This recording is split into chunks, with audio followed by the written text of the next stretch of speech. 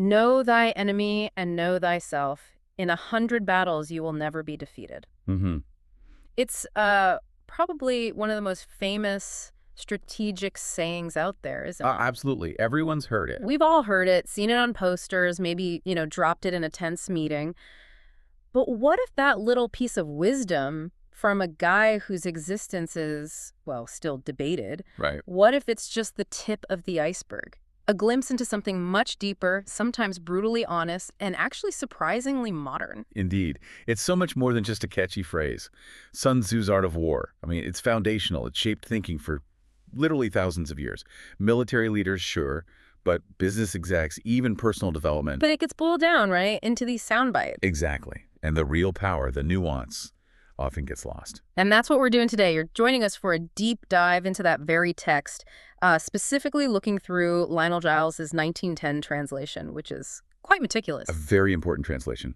Our mission, really, is to get past those popular lines, to dig out the strategic nuggets, the insights that honestly feel incredibly relevant even now. Mm-hmm. We want to get why it endured, not just what it says, how people have read it over the centuries, and, yeah, most importantly, what it truly means for you listening.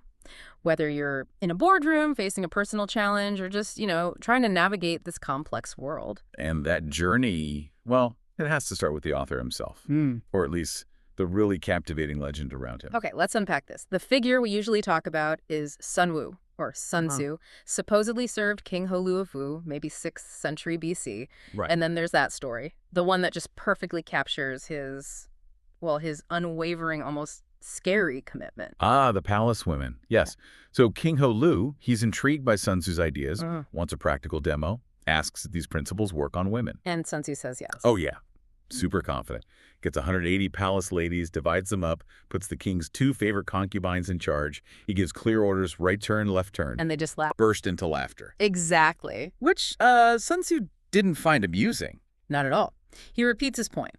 If orders aren't clear, it's the general's fault. But if they are clear and the soldiers disobey, well, then the officers are to blame. Okay.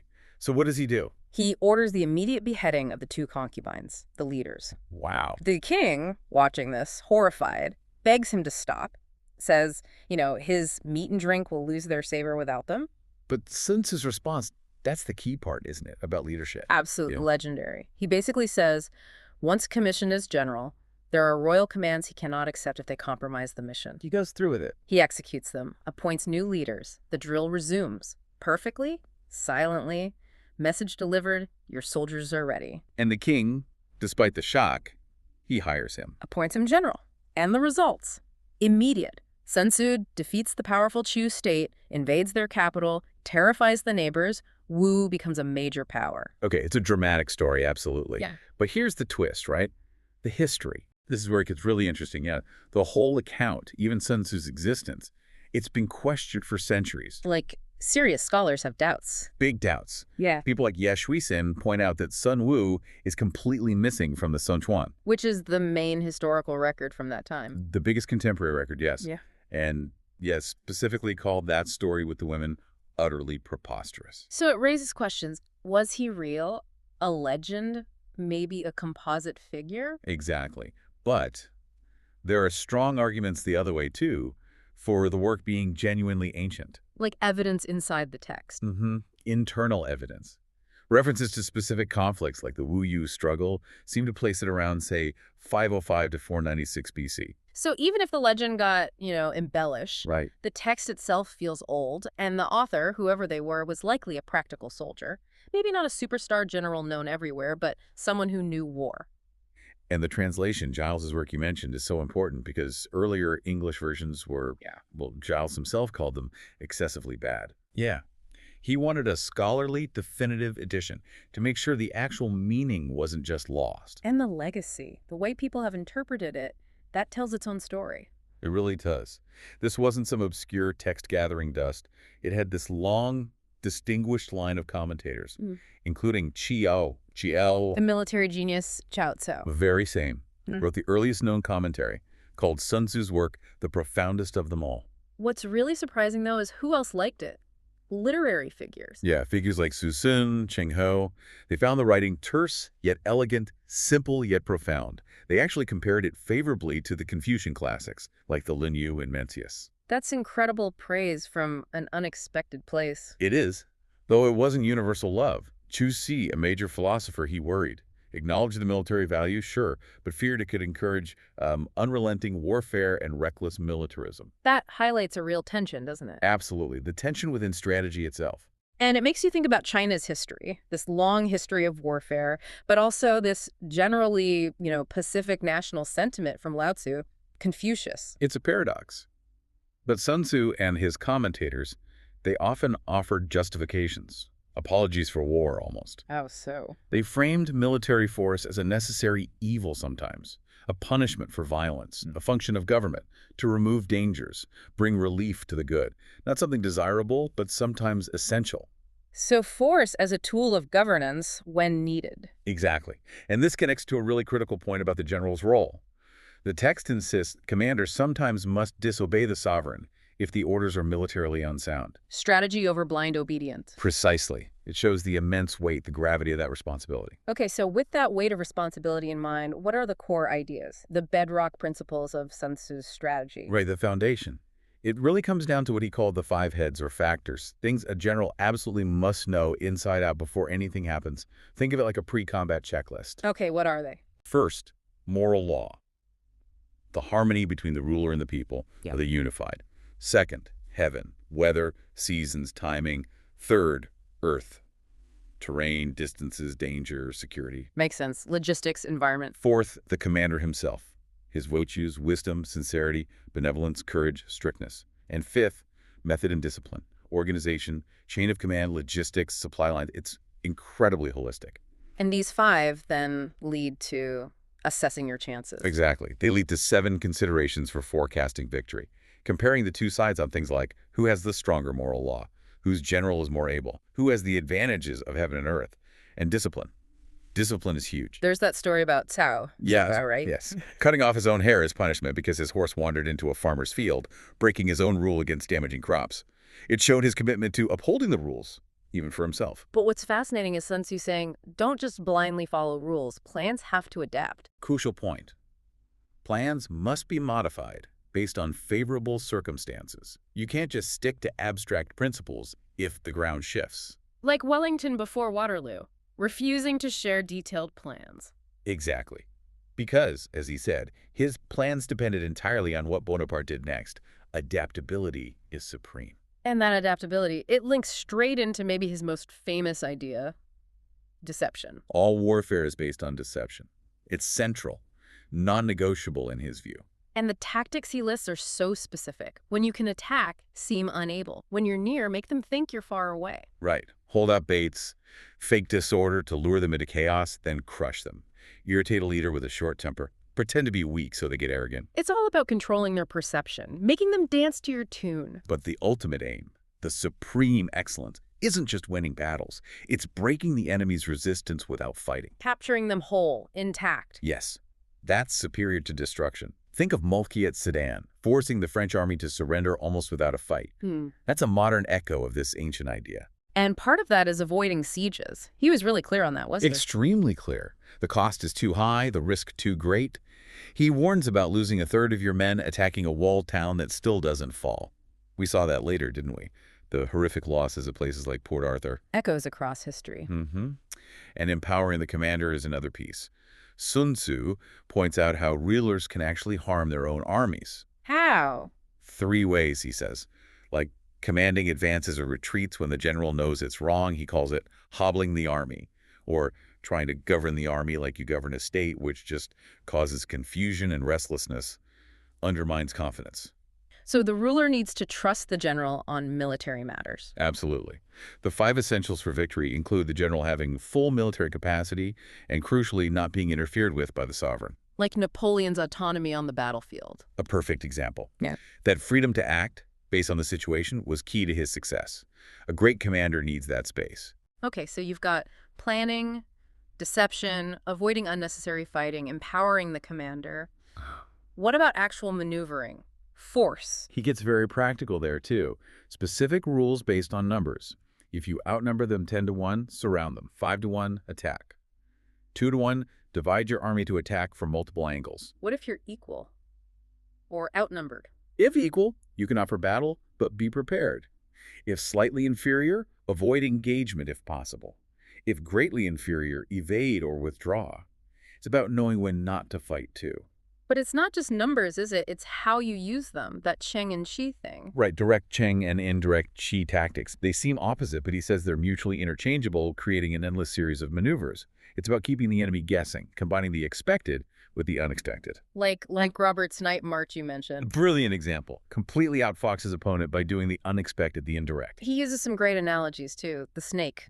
Ah, the Shuaijian snake from the Chang Mountains. Supposedly, if you hit its head, its tail attacks. Hit the tail, the head attacks. Hit the middle, both head and tail attack. So the army needs to be like that. Unified, instantly responsive. Exactly. Every part ready to support every other part. Immediately. Flexibly. And timing. The falcon analogy. The well-timed swoop of a falcon. Decisive action, but also knowing when to hold back, that self-restraint.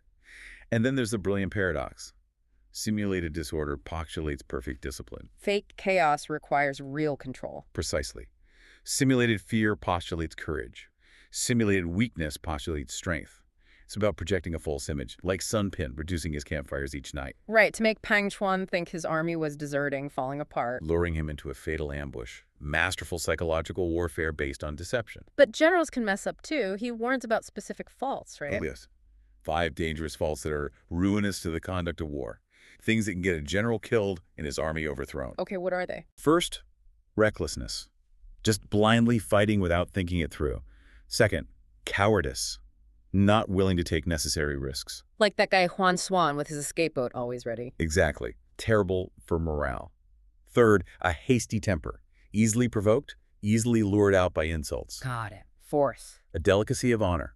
Being too sensitive to shame or criticism. Sun Tzu implies a leader seeking glory needs thicker skin, basically. Okay. And the fifth. Over-solicitude for his men. Sounds noble, right? But if it means sacrificing strategic advantage just for immediate troop comfort or safety, it could be disastrous. Like those attempts to relieve Ladysmith in the Boer War, where trying too hard to save the garrison led to bigger strategic losses. A painful example, yes. It's about balance. Treat soldiers with humanity, like children, he says. But you also need iron discipline. Like Wu Qi sucking poison from a wound. Showing profound care, yes. But then you have Lu Meng executing an officer for a tiny infraction, just to enforce absolute strictness. It's that tension again, that balance, that defines great leadership. So all these principles, planning, deception, leadership, maneuvering, they all seem to point towards needing really good information. The unseen war. Exactly. Intelligence and preparation. And Sun Tzu is incredibly blunt about the cost of not knowing, the cost of ignorance. He talks about the actual cost of war, doesn't he? In resources, in people's lives. Very specifically, raising a huge army costs a fortune, 1,000 ounces of silver per day. It drains the state, disrupts the lives of hundreds of thousands of families. War is immensely costly. And his argument for spending money on spies, on intelligence, is pretty stark. Incredibly stark. He says to grudge the outlay of even a small amount for foreknowledge when that ignorance could lead to years of war and immense suffering, well, that's the height of inhumanity. Wow. Strong words. So where does this essential foreknowledge come from? Not spirits, not calculations. Only from other men. Pure human intelligence. Spies. A highly organized network. And he breaks it down? Different types of spies? 5 distinct classes all working together. It's quite sophisticated. Okay, let's hear them. You have local spies, just people from the area you're operating in, won over, maybe through kindness or rewards. Then inward spies. These are enemy officials you've managed to turn. Bribery, exploiting discontent, maybe a disgraced officer, a greedy official, someone disgruntled. The commentaries even mention specific tactics. Insidious gifts leading him into excess, using lovely women to corrupt morals and uncover secrets. Okay, that's 2. There's a Converted spies. These are enemy spies that you've captured and flipped. Now they work for you, feeding false information back to their original masters. Double agents. Essentially. Then, and this one is chilling, doomed spies. Doomed. These are your own spies? You deliberately give them false information, knowing they'll likely be caught by the enemy and executed? Uh-huh. But the false information they carry is designed to mislead the enemy commander when they report it before dying? That's incredibly ruthless. Sacrificing your own agent. It shows the extreme lengths considered necessary. Finally, you have surviving spies. These are your regular agents, the ones who go out, gather information, and come back safely with news from the enemy camp. And all 5 working together. Creates this secret, powerful intelligence web. Sun Tzu calls it the divine manipulation of the threads, the sovereign's most precious faculty. Managing that network must require skill. Immense skill, intuitive sagacity, benevolence and straightforwardness, subtle ingenuity. Plus, liberal rewards are essential, but secrecy is paramount. How paramount? He says if a secret gets out prematurely, say a spy tells someone they shouldn't have, both the spy and the person they told must be put to death. Zero tolerance for leaks. Absolutely none. It underlines just how critical classified information was considered. Beyond the spies, there's also reading the battlefield itself, right? The terrain. Yes. Understanding the ground is vital. Mountains, rivers, marshes, plains, knowing how to use them or avoid their dangers. Like his advice on river crossings. Let half the enemy get across, then attack them while they're vulnerable. Han Hassan famously used that. And it's not just the ground, but the enemy's signs. Reading their behavior. Exactly. Decoding subtle cues. Dust clouds tell you about troop movements high and sharp for chariots, low and wide for infantry. Birds suddenly rising could mean an ambush. What about psychological tells? Humble words, but increased preparations. They might be about to advance. If they seem panicked and punish their troops often, they're probably in distress. Envoys suddenly arriving with compliments. Often a sign they want a truce. It's reading between the lines of enemy actions. Even using fire is detailed. Oh yeah. 5 targets for fire attacks. Enemy soldiers, their supply stores, their baggage trains, arsenals, and communication lines. And timing is key, needing dry weather. Specific days known for rising wind. And fire is destructive, unlike water. Right. He notes water can intercept an army, cut it off, but fire can actually destroy its physical resources. So bringing this all together, what's the big takeaway for us today? Well, I think it's that Sun Tzu's Art of War isn't just a dusty old military manual. It's really a holistic philosophy. It weaves together psychology, logistics, intelligence, leadership. And a key theme seems to be avoiding conflict if you can, but being decisive and incredibly well prepared if you can't. Exactly. Strategic avoidance first, but then swift, informed action when necessary. And these ideas, they feel surprisingly timeless, like frameworks you could apply anywhere. That's the amazing part. They offer ways to think about problem solving, about strategy in almost any complex situation you face. A business negotiation, a project launch, even, navigating difficult relationships. It's about understanding the battlefield of whatever you're dealing with. Precisely. It's a testament to his or their profound grasp of human nature and strategic dynamics. Which leaves us with a final thought, maybe. Considering this deep emphasis Sun Tzu places on deception, on manipulating information, on understanding the psychology of both your own side and your opponent, what does truth even mean in that context? In warfare? That's a deep question. And maybe more relevantly for us now, how much do these ancient principles of strategic illusion, of managing perception, resonate in our own world, this incredibly information-saturated world where sometimes it feels like truth itself is the first casualty? Something definitely worth pondering. How do we navigate a world potentially shaped by these very ancient, very human strategies? A question to take with you on your next deep dive.